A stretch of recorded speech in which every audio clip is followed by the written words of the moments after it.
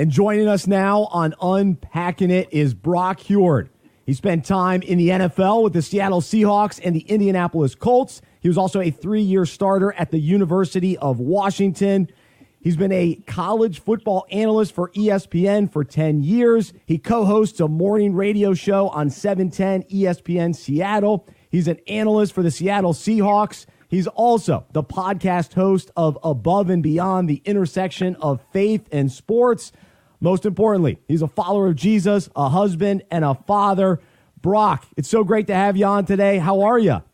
You know, Bryce, I'm doing great, man. And just that introduction, I am so glad that our worlds could intersect here, you know, and get to know you and talk to you a little bit off the air and see your heart and your vision for what you're doing. Man, I'm stoked. I'm glad we get to unpack it together and be a part of this and need to see it happen. Absolutely. No, I'm very thankful. And we'll start with a little football talk, and we'll start with college football, though. And you cover, you know, all the storylines, all the different teams. But is there one team or one storyline that has you more intrigued than even most other fans or even other analysts that really has your attention? Well, I think there's two situations, Bryce, that I would look at and put kind of in a similar box in that way. And it's a storyline that we've seen played out over the last few years of college football. And that is that college program who has watched some of their players turn down the NFL and go back to college and say, you know what, I'm really enjoying the journey collegiately. And I love my coaches. I love my teammates. I love the program. I'm not ready to just go be a pro. I want to be together with my teammates for one more year and see what we can do. And a few years ago, it was in East Lansing up in Michigan, and Michigan State made the playoff. Last year, it was down in Georgia with Sony Michel and Nick Chubb, a couple running backs that could have gone to the pros and said, nope, I want to go back to school and see what we can do. And obviously they were, a player or two away from winning the national title. And this year there's two. There's one on your coast and one on my coast out here, and that would be Clemson with Dabo Swinney, who I've gotten to know over the years and who I actually taped one of my podcasts with that's going to come out during the season, and one of my favorites in the 2 years of doing the podcast. And watching Dabo in just his program and his players and his teammates, and like three of his defensive linemen said, no, I don't want to go to the NFL. I love what we got going on at Clemson, and I want to be a part of it. And the same thing where I went to school at the University of Washington. Their coach, Chris Peterson, has done a phenomenal job. Their left tackle, Trey Adams, their running back, Myles Gaskin, maybe names that aren't familiar to everybody all across the country, but they sacrificed in the same way because they wanted to finish their story. They wanted to unpack their final season of eligibility. And I love those storylines because we hear so much of the other ones of guys being used and guys wanting to leave and guys and all the ills of college football. I love when it's presented the other way, and those will be two stories I'll watch closely. I love it. It's a great perspective. Brock Huard with us right now on Unpacking It. Former NFL quarterback. Now he's a college football analyst and podcast host of Above and Beyond. And so you're also out in Seattle. And so every morning you're talking on the radio about Seattle sports, and during the preseason you're doing TV for the Seahawks. And so I'm a Panthers fan. I'm in Charlotte and follow the team and all that. Well, we've always kept an eye on Seattle. And I've got to ask you, as somebody who's in it, what's happened to the Seahawks these last couple of years from your perspective? Because we think back to the Super Bowl loss to New England, and ever since then, it's just been kind of confusing and just kind of hard to wrap our mind around what's going on with Seattle. So what do you make of all that? Yeah, Bryce, good question. And I would say we do have relationship because the Panthers and Seahawks have played a lot of meaningful games over the years, right? The Seahawks ended the Panthers season in 2014. The Panthers ended the Seahawks season, I think, in 2015 in the playoffs, and have gone back and forth every regular season seemingly and played. And, we've had a lot of relationship on the field. I would say as far as the culture and just, watching the Seahawks thing unfold after their two Super Bowls, winning one, losing one, is you've seen just an erosion of some of their brand. And what I mean by that, and that sounds really harsh, but, Pete Carroll is all about compete. He wrote a book about it. It's what he built the program on. It's what he built his dynasty at USC on. It's compete every day and compete every day. And, I think, good and bad, you had so many talented players for so many years making a lot of money that there just wasn't legitimate competition. Those guys were not going to lose their jobs. They were going to be a part of this thing with all the guaranteed money. And they got older. They got a little bit satisfied, and they certainly got self-empowered with some of their own imaging and messaging over that of the team and the competition. So I think you felt some of that from afar as much as anything. And now they're resetting, they're restarting, and they're doing so kind of like Carolina did in a way. When they had to reset some of their roster, at least you're doing it with a franchise quarterback, and that gives us still a lot of hope in Seattle. Brock Huard, our guest right now on Unpacking It. He's a college football analyst for ESPN, and he's also a morning radio host in Seattle. And so as I was looking at your bio and thinking about all these different platforms that you're on, from podcast to TV to radio, how do you approach each, and what do you appreciate about each media outlet that you're on? Oh, that's an awesome question too, Bryce. Yeah, they're all a little bit different. I don't think there's any question. The podcast has been by far work there, and I'm not afraid to say that, and that's not a slight on anything else I do and some of the ministry opportunities on a daily basis that I get on the radio, in my building, with my co-hosts, with our audience. It's unique. It's personal. We've been at it about a decade. So there's a lot of tremendous relationship in our community, and I love that aspect of it. I love connecting with everybody in my building and everybody listening and our advertisers. So for me, I kind of put it in that silo. That is a connection job. The TV is a little bit like Ocean's 11. We've got about 35 on our crew. We're from all over the country. We fly in, we do our job, then we scatter. Then we fly in, we do our job, and we scatter. And we become really close in the season because of that. So there, too, is kind of a unique connection in that way. And then this podcast world has just been an absolute blessing. It's been kind of the payoff, I think, in many ways, of a lot of that other work. And, Bryson, talking to you a little bit, there's a similar story where, you were doing it in the secular community and world for so long, and I'm sure in some ways still are, but this is a real ministry for you, and being able to jump in with 2 feet and full time, really serving the Lord with Unpacking It is a bit of what the Above and Beyond podcast is for me. It's ministry. It has been meaningful. It's been the most fulfilling work in the media business for me by a long shot. Wow. And I love the podcast, enjoy listening when I'm working in the yard, and just some amazing stories and conversations. Matt Hasselbeck and Jake Locker and all these different guys. What has been the biggest takeaway for you as you've now been doing this? How many episodes? Season 2. And so, what's been the big takeaway? Yeah, less of me and more of him, please. That's right. I think that is the reminder and lesson for all of us, is just get out of the way.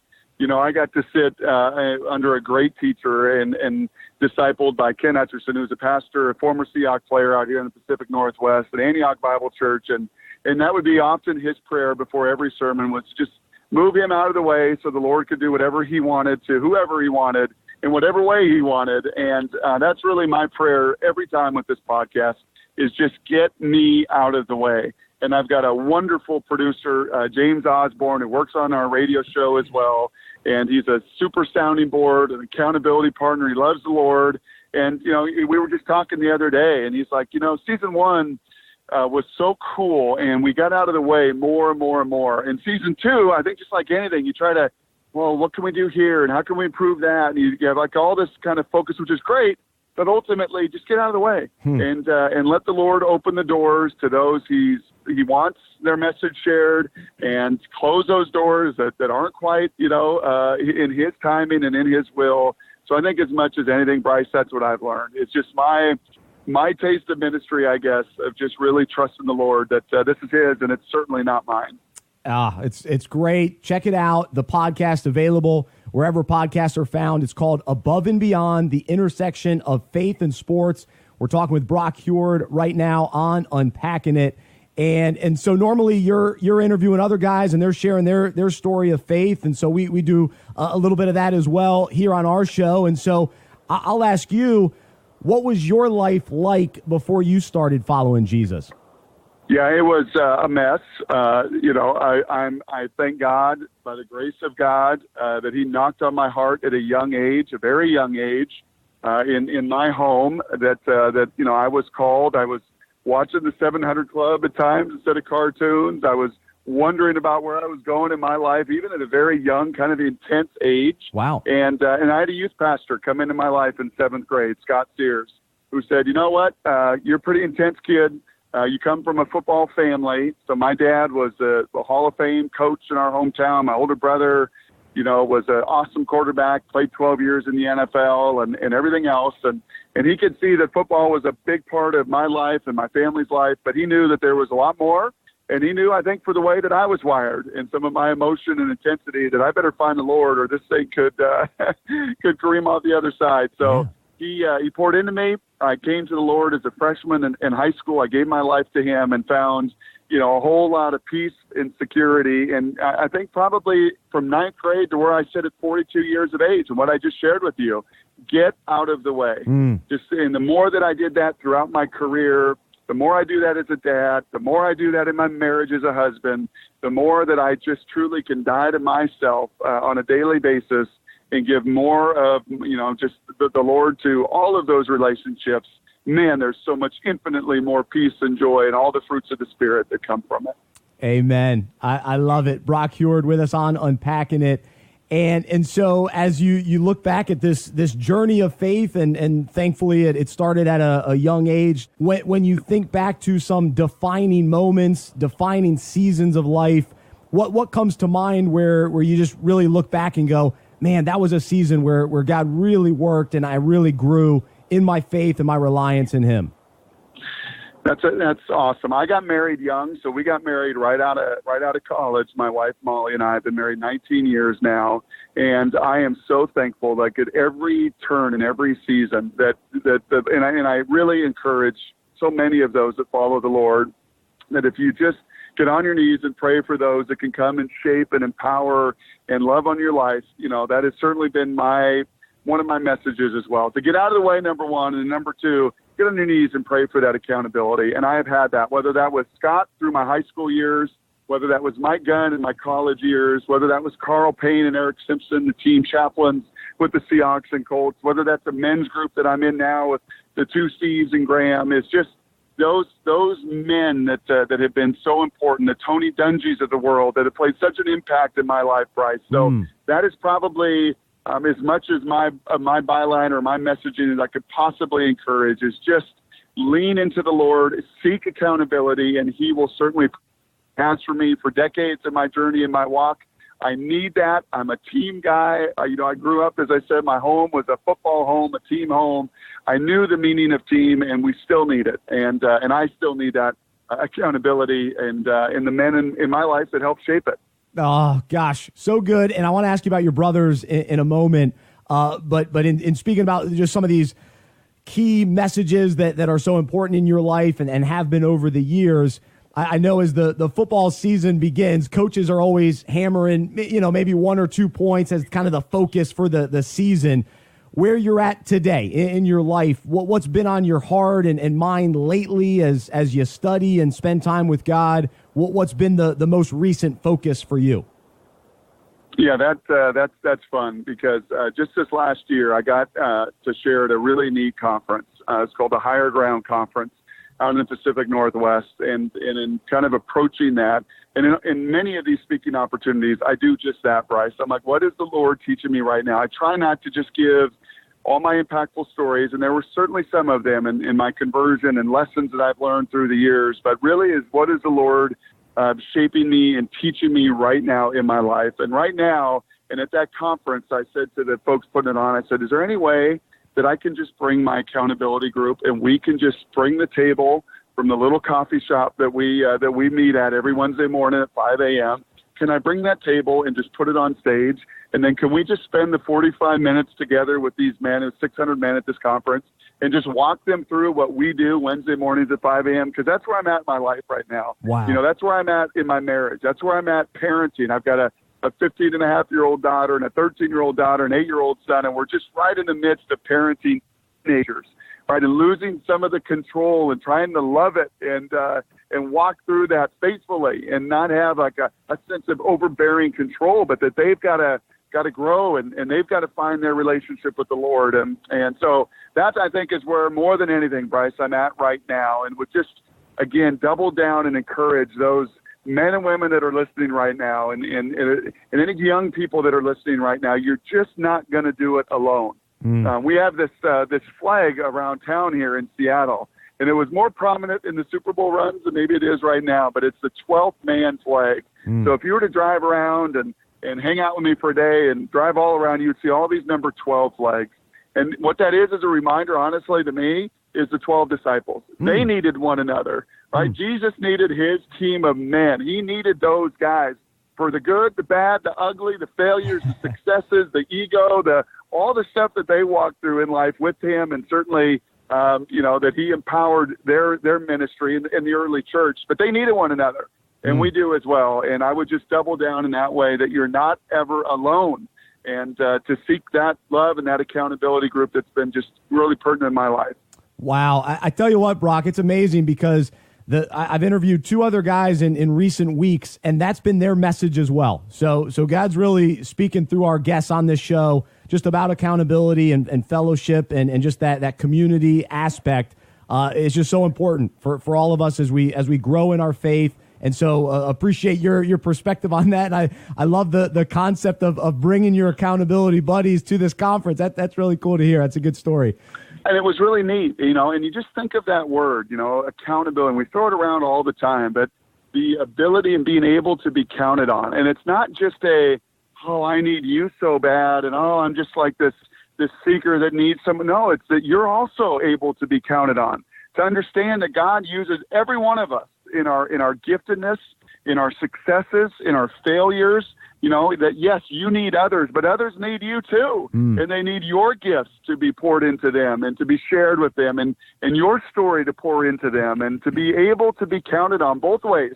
It's not just a taker relationship that, I need this group, and where can I find this group? No, you're part of that. You're part of that story, and every one of us has a powerful story and testimony to share.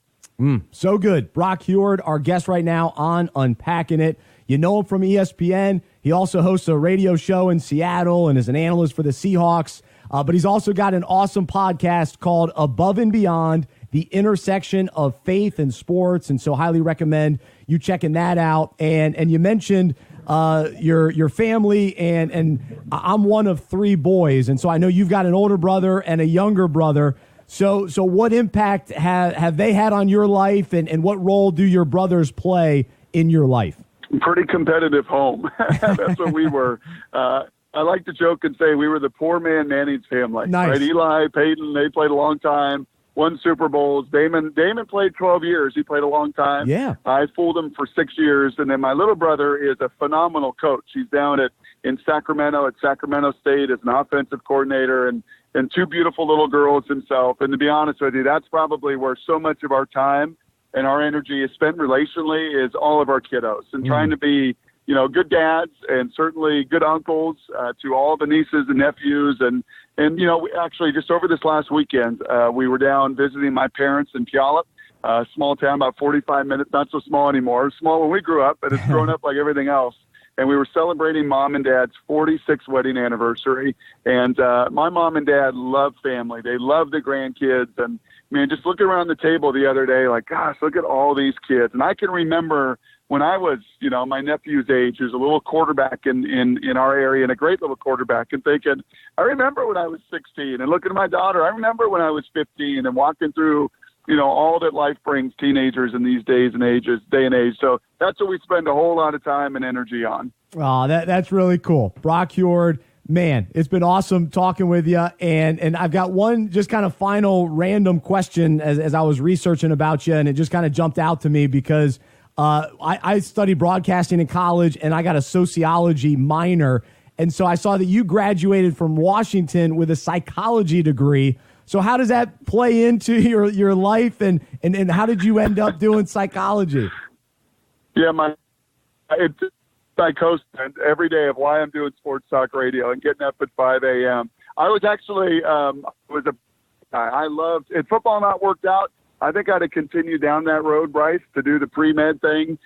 Football did work out, and I loved just the psychology and kind of the an overthinker. It's why I'm also an analyst and do the college football games. It hurt me as a player, especially professionally. But it's been a pretty good thing as an analyst to try to think through everything and ultimately landed on that degree. I will say this, too, lastly. If anyone's listening and they're like, gosh, does this guy ever shut up? He just talks a lot. He sounds like these sports talk guys. Just know that Above and Beyond gets me out of the way. And it's a lot less of me and a whole lot more of some awesome testimonies, a whole lot like you're doing, Bryce. And keep it up. I love what you're doing. Thanks for having me be a part of this thing, and keep doing what you're doing, bro. Oh, absolutely. No, thankful for what you're doing, and encourage people to check out the podcast Above and Beyond. He's Brock Huard. He's the host. It's the intersection of faith and sports, and they go real in depth on these players and these coaches and their broadcasters and their stories, and really cool to check it out. So encourage you there, and Brock will be watching you throughout the college football season as you're an analyst during games and then during the week previewing games and breaking games down. And so keep up the great work, and we'll definitely have to do this again soon. I would sure like to do that, Bryce, and you too, man. I love that you're out there, that you've got a heart to do this, to connect the sports fans and the Christians together, because I think it's an amazing ministry. And I know that you have felt this, that people want the authenticity, right? They want to know a little bit more. They don't want just the cliches. They really want to dig in. I think that's the beauty of the day and age that we live in, and just keep doing what you're doing. Amen. Amen. I appreciate it, Brock. He's Brock Huard joining us here on Unpacking It.